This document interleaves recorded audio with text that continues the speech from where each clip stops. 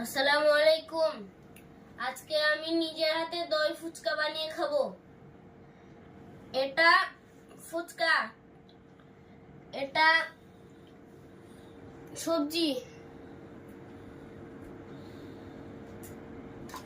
এটা টক,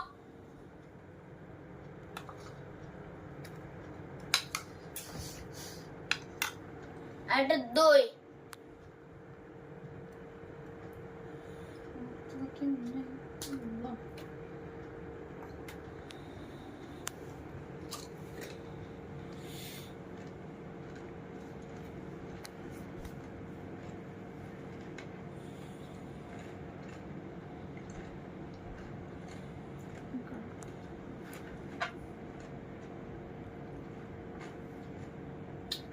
হেভি হচ্ছে, যা যা খাবেন চলে আসুন।